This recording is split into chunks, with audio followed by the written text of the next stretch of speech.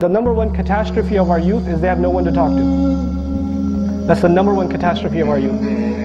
Your child goes to school, let's say they go to public school, that's the majority of Muslims, they put their children in public school because they can't afford Islamic school or whatever reason, right? We don't blame them for it, that's their circumstance. So they put their children in public school. By 5th or 6th grade, your children learn some pretty filthy vocabulary in this country. I don't care what state you're from, right? There's some pretty dirty vocabulary.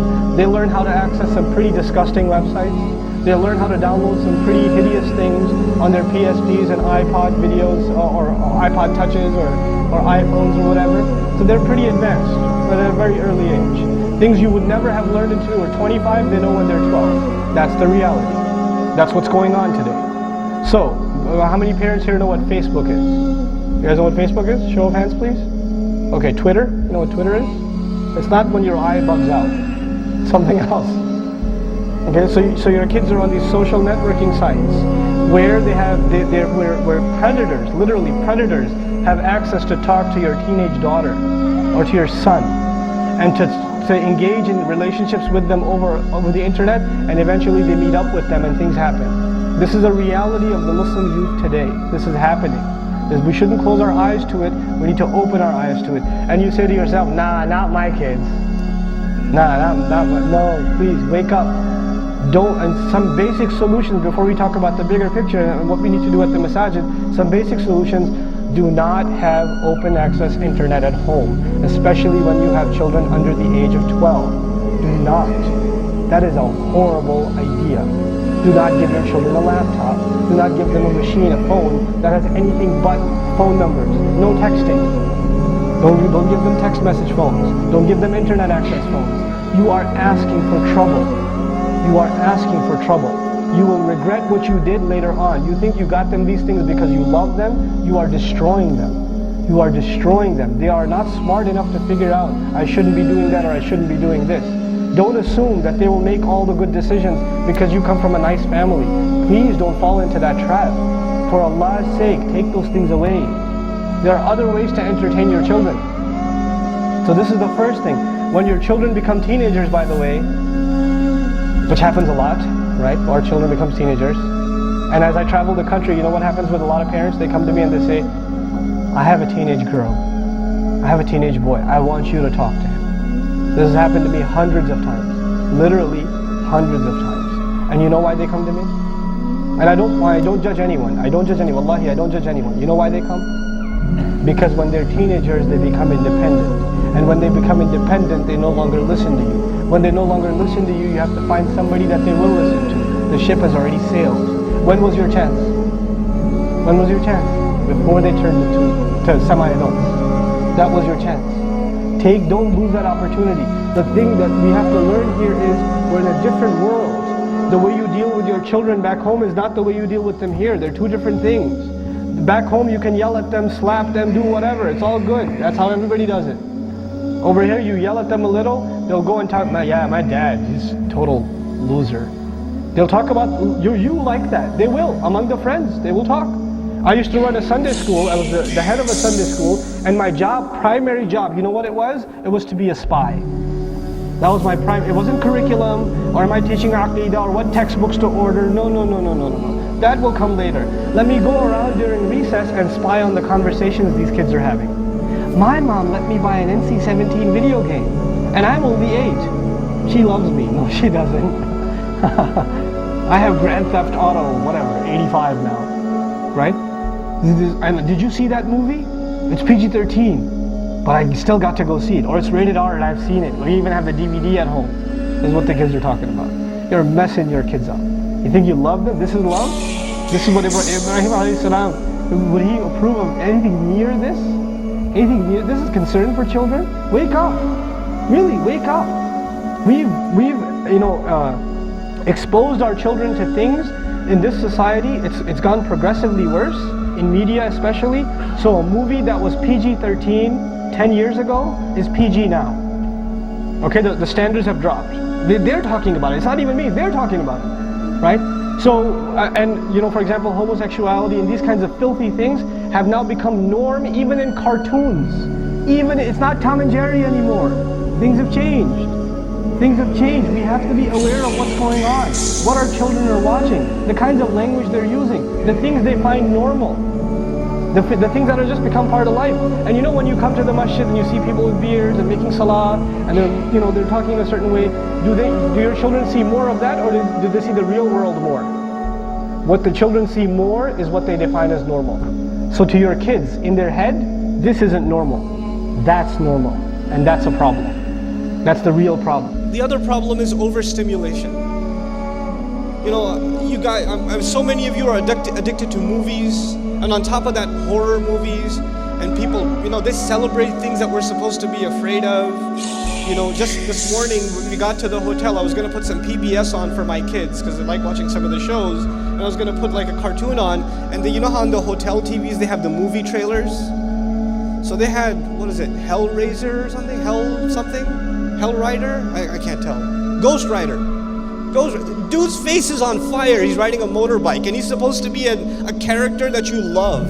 Like, this guy is awesome. His face is on fire. You know,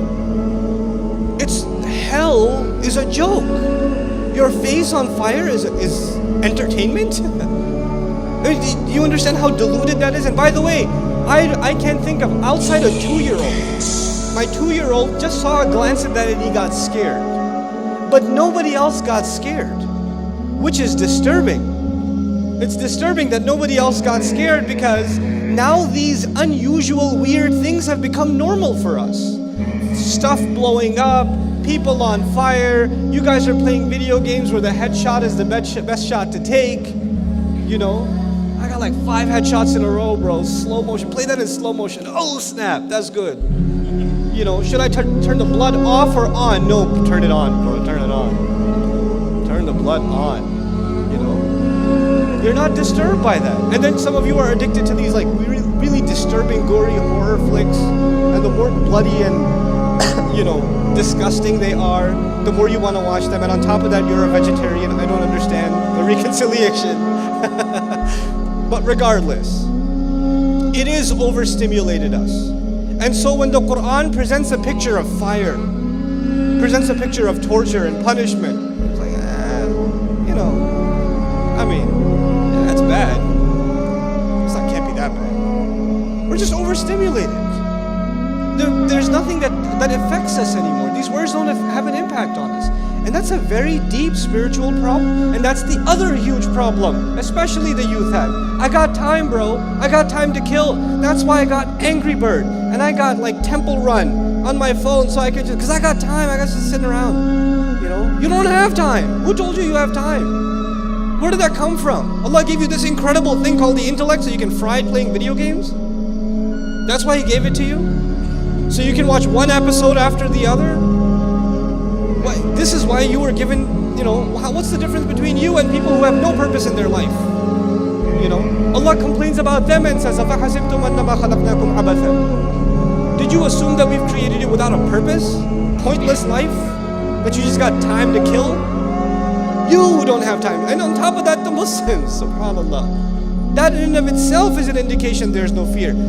Entertainment, I don't think is wrong. I personally don't think it's wrong. It's okay. Entertain yourself, but know some limits, guys. Put some limits on it. It's like once you start, you can't stop. You know, and that's an indication that you're not afraid of its consequences.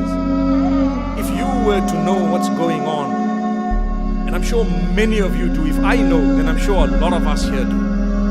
The amount of effort that our boys and girls and adults are putting into learning moves of your foot and your hands and your head and the movement of your body just for TikTok.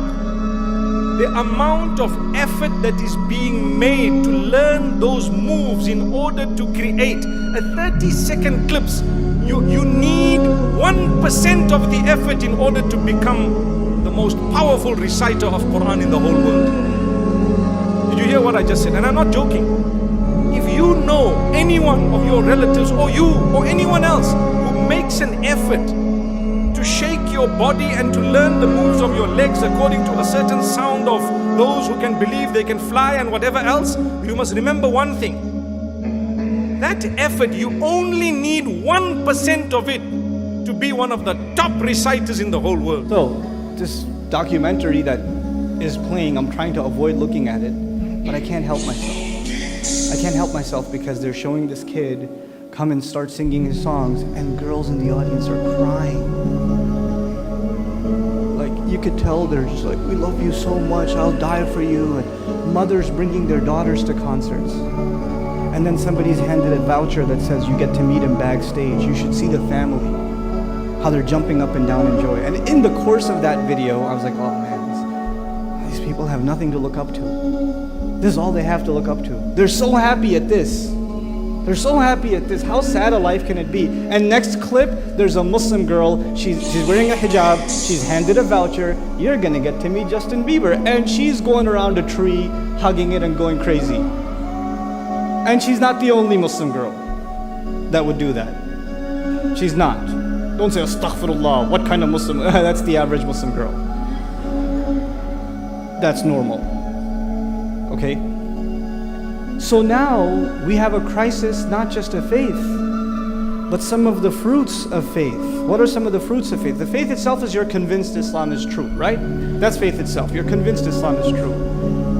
But beyond that, a step above that is you take pride in it. And a consequence of that is everything that is not Islam no longer appeals to you. Everything that contradicts Islam, you don't, not only are you not attracted to it, you feel sad for people who are. You look at it as something beneath you. Let me tell you what a great thing for Muslims would be. A point of pride for Muslims would be. Instead of a young Muslim man thinking, I can't do this, I can't do that, I can't do the other, everything is haram, look at my friends, they get to do this and that and the other. Instead of a Muslim girl who's going to high school and she's wearing hijab and everybody makes comments at her and pokes fun at her and says weird things to her. Or girls tell her, you look so ugly because of that thing on your head, etc., etc. And she's thinking in her head, you know, I wish I could be like those other girls. They get to do whatever they want. I can't do anything. I can't have any fun in life. The only thing that's keeping me from being happy is Islam. Now I want to conclude, inshallah ta'ala, just some comments about these young people that are such an incredible inspiration in the Quran. Like I said before, they didn't have the Quran. They didn't have the Quran. They didn't have the greatest miracle of Allah Azza wa Jal. By the way, Allah put them to what? Allah put them to sleep. And this Quran is actually one that will keep us awake. Our miracle is that when the world will be sleeping, we'll be the only ones awake. Our miracle is going to be the one where the world is lost in ghafla. The whole world is lost in ghafla. And the only ones awake are the young people. And when these same young people, all they can care about is how many likes on their stupid joke did they get? How many LOLs did they receive? When they keep taking 8 different selfie angles and then fixing the color correction and learning the photo, changing all of that and then posting it, just felt like taking a selfie out of the blue. When you're so lost inside of yourself, when this device is basically your soul, when that's what's happened to you, then you're a lost cause. The enemy of Islam doesn't have to come and destroy you. He already did. You're already done. You've already been cooked. You know? You guys, you have to transcend the image. You have to get beyond, social pressure. You have to get beyond what people think of you on campus if you're wearing a hijab. Instead of you feeling sorry that you're wearing hijab and they look down on you, you should feel sorry for them that Allah did not crown their heads with guidance. That's what you should be thinking. You young men over here, instead of worrying about, man, these guys get to eat what they want, do what they want, drink what they want, you should feel sorry for them that Allah dignified you as a human being and kept you away from living an animal existence, pretending to be human, instead of wanting to be like them. Allah has dignified you with beautiful speech. You don't use foul language. You don't even allude to foul language. There are no 4-letter filthy words in your vocabulary. And when you hear them, you don't laugh. You don't find them enjoyable. You react to them like you would to a filthy smell. You're disgusted by them because Allah He has given nobility to this tongue of yours. He gave this tongue the honor of reciting the Quran. It has no room for filthy language left. It has no room left because Allah cleaned it up. This is my young generation. These are my young heroes that are going to stand up. The real battle for Islam for a lot of you in the United States is on college campuses. It's on high school campuses. It's not inside the masajid. The real champions of Islam are these young people. Even if they don't know much, they're still holding on to their faith. The real heroes of our religion are these young guys. These young guys that are sitting in a college auditorium in the summer, and there are girls basically undressed, sitting next to them saying, "Hi Abdullah, how are you? You have such great handwriting." And they're not even looking up, and they're saying thank you. And then they're saying, "A'udhu billahi minash shaitanir rajeem." And even though he thinks she's beautiful, and even though he wants to look like any man would, even though he's attracted, he just turns to Allah and says, "Ya Allah, save me from this flood. You promised me better. You better hold up your promise, because I'm dying over here. Ya Allah, you better do your part." You know? These young people are amanu bi rabbihim. They are the ones who've held on to their faith, the most basics of their faith. I don't expect our young people to become scholars and experts of the Arabic language and tajweed and Quran and memorize and all of that. Those of you that are doing that, I'm so proud of you. And those of you that haven't even taken a single step in that direction, you don't know how to recite a single word of the Quran. That's not your fault, but the fact that you can still hold on to your faith. And the fact that you can still make a commitment to Allah and say, "Ya Allah, I want to be strong. And I know where I'll get my strength. I'll get my strength from your words. So I'm turning to your book, Ya Allah. Make this journey easy for me. Make this journey easy for me." And when you can do that, you watch what Allah does for you. He will do for you what He did for them. وَزِدْنَاهُمْ هُدًى. We increase them, and we enhance them, and we evolve them in guidance. He'll make you, He'll transform you into better and better people. He'll make you people that other people will want to be around.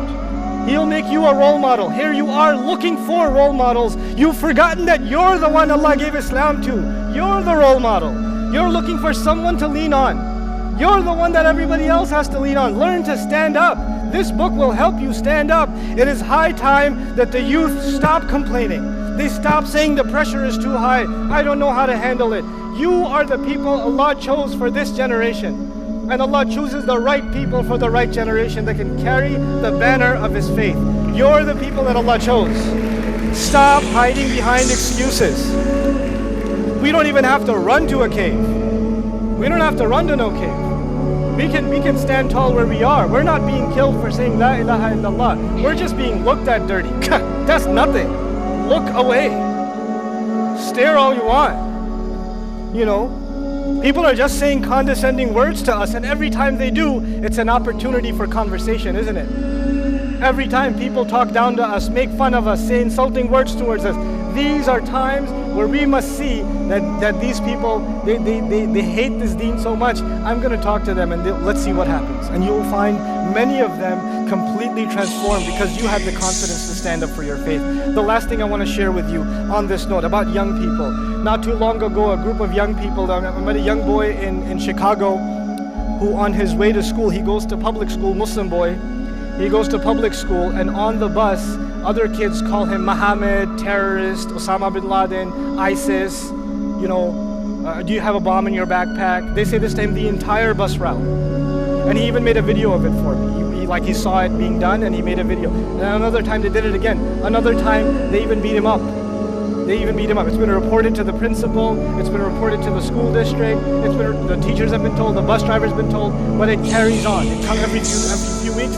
It happens again and again and again. What I'm trying to get at is there are countless families in the United States who's the real victims of Islamophobia, and the real pressure against Islam that's being mounted is being mounted even against our children. They're not safe. And this is a very serious epidemic that we all must stand up for. We have to grow a spine and walk into these school districts and say, we have paid taxes in this country. Our children are entitled to a stress-free, oppression-free, dignified education in the public, even if it's in the public school system. And you will provide it to us, whether you like it or not. And if you don't like it, we'll see how you keep your job, because you will not. Because these children are as American, if not more. If not more. And we have to stand up for our kids now. We cannot remain silent in every one of your communities. Every single one of the parents has now, you have to become activists now. Because if our children are smothered by these kinds of words and they grow up having no confidence in their faith, what are they going to hold on to? It's going to be gone the moment they get a little bit older. We have to be able to, if we throw them into this flood, we better at least hand them a paddle. At least throw them a lifeboat or something. You can't just throw them in the mix and not support them. So the cause that I leave everyone here with is the cause of our kids. The cause in your local communities. Get involved and let them know Muslims live here and they're here to stay. Barakallahu li wa lakum. Assalamu alaikum wa rahmatullahi wa barakatuh. يا أيها الذين آمنوا لا تتبعوا خطوات الشيطان. Don't follow his, he'll take you by degrees. He'll take Malaysia by degrees, just like he's taken all these other countries. He's taken them. They're all in fitna. They're all killing each other. The only one's happy about this Iblis. He's happy about Syria. He's happy about Egypt. He's happy about Libya. He's happy about Yemen. He's so happy. He wrote the happy song. Really, he wrote that song. Like a roof without like a house without a roof. He took the roof off Darul Islam. We have no protection. The storm comes, there's no protection. Now there's no roof because the satellite goes through the roof. So it's beamed into your house. You don't have the protection of your home anymore. What did the Ashab al-Kahf do? They fled to the cave. Right? And that will protect you from the Dajjal. Be in your cave. Guard yourself against these things. Your home is Darul Islam. Guard your home. Protect your home. Don't invite shaitan in. Protect your children. They're pure. They're innocent. Look at them. They're beautiful. They're ready to learn La ilaha illallah Muhammad Rasulullah by fitrah. They'll believe what you tell them. But if you put them in front of these things, they'll stop believing. Assalamu alaikum wa rahmatullah. If you enjoyed this video, please do share it with friends and family.